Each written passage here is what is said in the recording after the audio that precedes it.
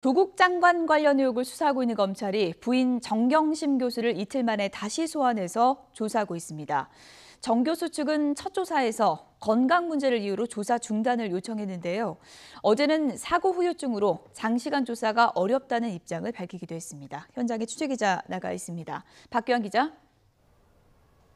네, 서울중앙지검입니다. 네, 이틀 만에 다시 출석했군요. 네, 그렇습니다. 조국 법무부 장관의 부인 정경심 교수는 조금 전 오전 9시쯤 이곳 서울중앙지검에 나와 다시 조사를 받고 있습니다. 네, 지난 3일 처음 출석했다가 8시간 만에 조사를 중단하고 돌아간 이후 이틀 만입니다. 정 교수는 지난 첫 조사 때와 마찬가지로 지하주차장 지원 통로를 통해 들어온 것으로 보입니다. 앞서 정 교수는 지난 3일 처음 검찰에 출석해 조사를 받던 중 건강 문제로 조사 중단을 요청해 오후 5시쯤 귀가했습니다. 이후 어제는 검찰의 소환 통보에도 출석하지 않아서 지연 전략을 쓰는 것이 아니냐는 지적이 나오자 변호인단에서 이례적으로 정 교수 건강 상태에 대한 입장을 내놓기도 했습니다.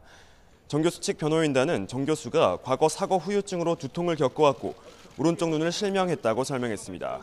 그러면서 검찰 조사 때도 어지럼증과 구토 증상을 호소해 중단을 요청했고 이후 병원에 입원해 치료받았다고 말했습니다.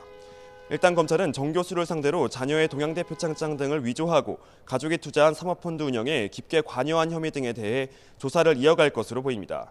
또 자산관리인인 증권사 직원을 시켜 사무실과 자택 PC 하드드라이브를 교체하는 등 증거를 인멸하려 한 경위도 확인하고 있습니다.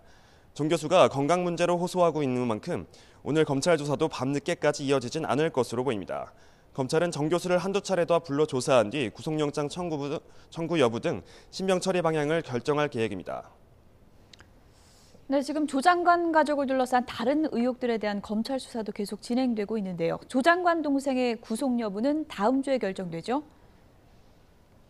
네, 그렇습니다. 검찰은 어제 조 장관 동생 조모 씨에 대해서 구속영장을 청구했는데요. 특정경제범죄 가중처벌법상 배임과 배임수재 그리고 증거인멸 교사 등의 혐의입니다. 조 씨는 자신이 사무국장으로 있는 웅동학원을 상대로 하지도 않은 공사 대금을 청구해 100억 원대 채권을 확보한 혐의를 받고 있습니다. 또 웅동학원 교사 채용을 대가로 교사 지원자의 부모들로부터 수억 원을 받은 혐의도 있습니다.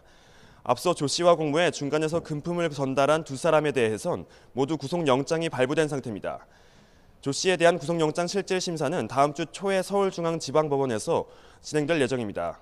조 장관 가족 가운데 첫 구속영장인 만큼 결과에 관심이 집중될 것으로 예상됩니다. 지금까지 서울중앙지검에서 YTN 박규환입니다.